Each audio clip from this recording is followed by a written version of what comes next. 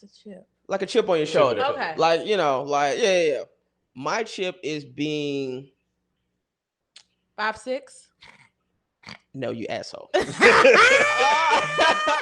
always feel like short men are so talented. That's the point I'm getting to. Here's the chip. The chip is when you feel you're underrated for your skill set and what you could bring to the table. So imagine if Donald Glover was putting out shit but never got on. You see what I'm saying? Like, imagine if like he was like, yo, I done did this show, I done wrote for this person, I done put out this special, and nobody was like, Donald Glover. So it comes to me, and now it's on some, well, I know I've proven, like I was literally the lead. Like when I auditioned for Rush Hour, everybody auditioned for Rush Hour. It wasn't like I just beat out a couple niggas. I beat out every nigga. You know what I'm saying? But it was a certain skill set that I had to have to beat out. You name your favorite comedian, R&B singer and rapper. Yeah, I beat them out. You see what I'm saying? So when you know you have that level of talent within you, and then you feel like, well, damn though, but ain't nobody really checking for you, boy. So do you want the flowers? This is what I want. I'll tell you what I want. I just want to get to a level where I could sell out theaters. Oh yeah, and make a living. We all want that. That's all I want. But it took me a while to get to that. I think before I wanted the fame, flowers, the accolades. That's exactly recognition. I don't even know if it's the record. I think we all want some sort of recognition for what we do because we're in entertainment. But I don't know if it's really the recognition. It was more so the power that comes with the recognition, meaning being able to greenlight stuff. So what I love about Kevin Hart is if he wants to do a movie, he could do the movie. Yeah. Okay.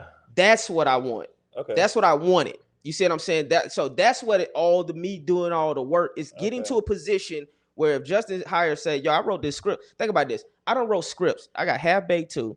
Again, this comes to skill set. I done wrote Half Baked 2 for Universal, right? I don't know if I'm gonna get the star in it. You see what I'm saying? It be shit like that. It's like, nigga, I wrote it.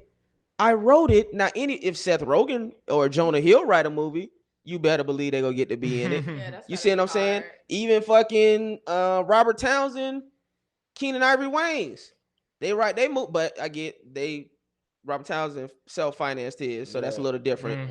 I don't think Keenan Ivory Wayans self-financed his. They self-financed a lot of stuff. Yeah, but I don't know if he don't. What is it? I'm Gonna Get You, Sucker. I don't know if that was self-financed.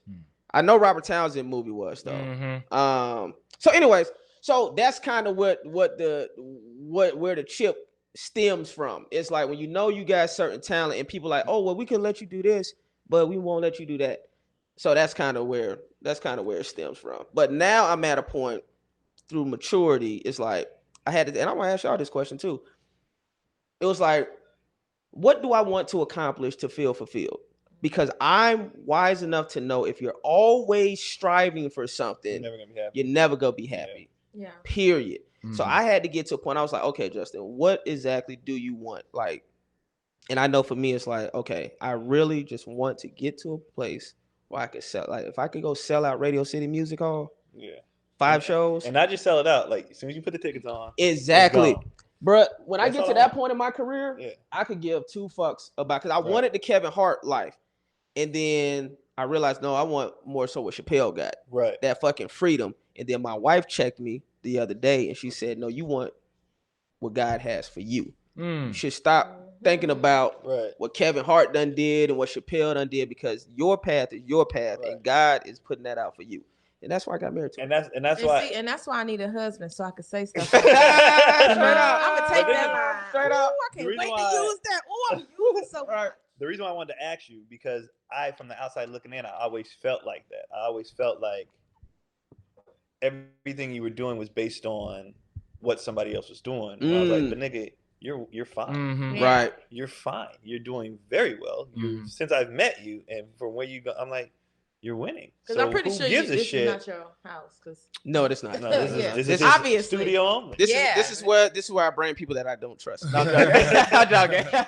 But like I'm like you're good. But see, now this is the thing that me and my homeboys talk about. Everyone think I'm doing better than what I really am because everyone's outside looking in.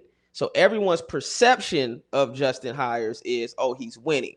I.e., I don't need to help him out. I don't need to reach out to him. He don't need my help. You see what I'm saying? I'm like, no. He wouldn't want to go on tour with me. He wouldn't want to go on tour with me. Right. All these types of things. I get that. You see what I'm saying? And that's not the case. I'm like, no, bro, we not in the same boat, but we in the same boat. Right. Mm-hmm. Like I've accomplished certain things, but there's things I admire about you. There's things I admire about you. So there's certain things I admire about it. That's why I got y'all here because fucking I admire what y'all doing. I wouldn't hit y'all up if I did it. Right. You know what I'm saying? So again, outside looking in. Yeah.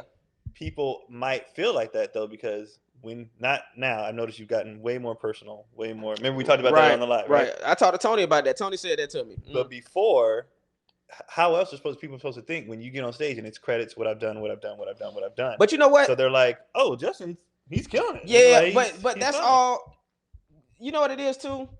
Part of me feel like comedians and niggas be in their feelings too when it comes to their own insecurities. Mm-hmm. It's almost like they don't want to say your credits when they bring you up because they don't have no credits. Mm-hmm. Niggas don't care about credits, just be funny.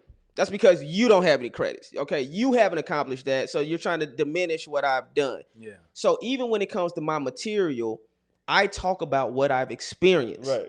You see what I'm saying? I've experienced being on set. Right. Crazy shit has happened to me being on set. Mm-hmm. So if I go have dinner with Chris Rock and some wild shit happen, I'm gonna talk about that in a relatable way. And let me Aziz Ansari, a lot made his career off of talking about encounters with celebrities. Right. Like he talked about meeting R. Kelly. He talked about meeting Jay-Z. He talked about this, and it's so funny because it's another one named Neil something. Brennan? No, it's an Indian guy who just talks about like rap music. I feel like when it comes to black people, we supposed to like be very, very humble. Yeah, that's part of the reason why I started rapping. Part of the reason why I started rapping, it was because, damn, I was realizing like, oh, if I talk about certain shit, well, why you always talking about a TV show? And why? It's like, nigga, I'm talking about the same way you're talking about your dating life. Because that's what the fuck, that's your life. Right. Yeah. We don't have the same life, nigga. I talk about my marriage and I talk about shit that I fucking accomplished. I shouldn't feel bad about talking about that stuff because your own insecurities have made you feel like, oh, well, Justin's bragging. No, it's not Justin's bragging, nigga. I don't give a fuck. It's like I'm talking about the wild shit that has happened. That's why more people should play sports. Because I have conversations with people about that all the time about what's humble and I'm like, I think you guys don't like people to be confident. I think you guys don't like. Okay, so perfect example, the last playoff game when I always talk about athletes being humble. Oh, Giannis is so humble, or Steph Curry's humble. First of all, nobody in the NBA is humble. No one. They got there because they feel like I'm better than every nigga out there. No one's there. So when the playoff games are over and the team loses, you'll have a Jimmy Butler going to and being like, Tobias Harris over me? Yeah. That's how they all feel. Yeah. That's a fact. That's how they all feel. Now, is there ways to do it and carry it? Yes. But to say that anybody who's going to reach a pinnacle of anything or do well has to believe in themselves like I'm dope. Yeah. That has to be it. Yeah. You can't do it any other way. Yeah, nobody ain't never seen me walk about in LA and not say what's up to somebody. Right. Not say what's up. Brandi, when I first met you, say what's up. You know what I'm saying? Like, I've never been on something like, nigga, I'm better than y'all. Because you threw me in sketches when I just got out here. See what I'm saying? Yeah. So, and I will say to wrap all that up too, I've seen your growth and maturity as well. Right. Like, I've seen the steps. I've seen you about to say something and retract. Like, you know what? I'm gonna tell you what the difference is too with me. I've had my childhood best friends since childhood.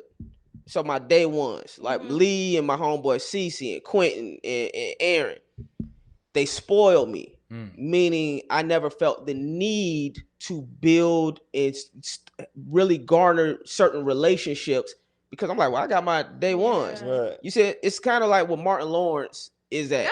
That's a Florida thing. That's a Florida. You were home. Yeah, so it's like I've never felt, and then not only that, so I got my day ones, and then I felt like when I started accomplishing certain shit, certain people either felt like wasn't happy for me or whatever the case was. And it's like, well, I ain't, you know. So, but then when I started, I was like, okay, I had unfollowed everybody on social media. You know what I'm saying? I said my reasons why I did that. You know, it was anybody don't know, it was 2 reasons. It was so I could focus. And I felt like niggas wasn't checking for me anyways. I'm like, yo, I post content every day. Ain't nobody hitting the like button that I know. Ain't nobody. You did give me a shout out randomly one time, though. I appreciate it. I remember shit like that. You see what I'm saying? But I'm like, ain't nobody fucking hitting the like button. Ain't nobody leaving no comments. But if I go on somebody else's page, I see you all in their comments, hitting got like on everybody posting. I'm like, well, nigga, I'm on CBS every night, every Friday night. Ain't nobody saying, yo, check out my boy on MacGyver. Yeah. You know what I'm saying? Ain't nobody. Well, you hear what I'm saying? Except my mama. You know, and these are facts, bro. So I was just like, well, ain't nobody really fucking with me. I'm trying to be focused anyways. Let me fucking just stop fucking, like, let me just unfollow everybody. And, you know, the niggas that really fuck with me, go be around, and ones that don't, whatever. Then after my conversation with Tony Baker and Marlon and everybody in the van that day, I was like, all right, man. I was like, we all kind of said what we wanted to say to each other, you know. And this is what I realized too, is like, niggas will say you and your feelings, but everybody that don't follow me back, they was in their feelings. You see what I'm saying? Because if I unfollowing you make you say, oh, well, fuck you too then you was in your feelings too. Because if you wasn't, you would have kept following. That's how I felt. You see what I'm saying? So that being said, after we had that conversation, I started following, even to this day. Like, I'm like, oh shit, I need to follow this nigga back. Because I realized at the end of the day, I was like, my homeboys did spoil me, my day ones. Because of, like I said, I didn't feel the need to go say, you know, like, let me hang out with these guys, because I'm a natural introvert, like I said. So if somebody's out doing something, I'm like, oh, I'm kind of cool at the crib. But I'm trying to get better at, and again, even doing something like this, I'm trying to get better at building those relationships with people. And that's very and let them important. know I fuck with everybody. I slacked on that because I had the big head when I was on college. I was 20. And so I started with we were all doing Bliss Cafe and the Sunset Grill and all of that. And but so at that time I was that dude. Right. BET promised me. Is that you or is that your ego or your afro? It was both. The afro hit the ego. So BET said they were gonna give me my own spinoff shows and we called like the Return of the Mac and all this other stuff. So I had all this ego, but I wasn't funny. But I was goofy. I knew how to be goofy and I knew how to be silly, and that it was entertaining enough because that's what ended up getting me on the show. But so then I remember hanging out with Brent Moore and Andrew Santino. Oh, nice. And all of them. We all played on the same basketball league for years. Nice. And so they was like, let's go hang out at the Comedy Store. And I was like, all right, cool. Let's one of y'all performing? They was like, no, we just go and hang out. I'm like, just to hang out? They're like, yeah. So, and I never went to hang out. I paid attention to investing. I paid attention because I ended up becoming a TV editor and all of this other stuff. And by me lacking to have that, to put my ego to the side, I love this. I wish everybody could see what was happening. It's like there's like Justin, Keon are like speaking in sign, like this black sign language of just like this, like no. Because my son is hungry, and we've been going for a while. I know he's hungry. Justin got kids, he get it, so he got snacks here, so he can have a snack. No, so I completely. I got 2 kids. I get it. I get that. So y'all just keep bragging about these children. All you gotta do is not pull out. It's really easy to do. I don't know if he's feeling it. He's looking at it like, I don't know if I want this. I'm hungry, but I'm not this hungry. Yeah, right. I got some other snacks. You wanna? No. He's a chip person. What did you give him? A Rice Krispie treat, which I don't know if he had. I would take that. Can I? Oh, he gonna lose his mind. Yeah. Kendra. Can I have one of those? Yeah, the smile. Like, yeah, that's it right there. Yeah. Can you hand me that Rice Krispie? You want a Rice Krispie? Yeah.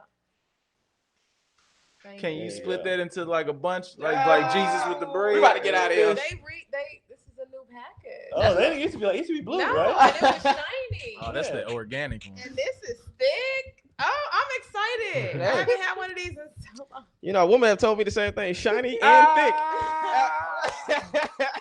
Willie, what you were saying? Wait. Shiny. No, because I'm sorry. So I just found out that not everybody puts lotion on their. I was thinking that in my head. I was like, this I just man learned this is because so I do. moisturized. I don't. And then I have was ball wondering if you had deodorant. on makeup. No. You got ball deodorant? And then I got ball then when you deodorant. said you were on cruise ships. Want me down, I get it. Hate that I keep winning. Stab my back is tempting.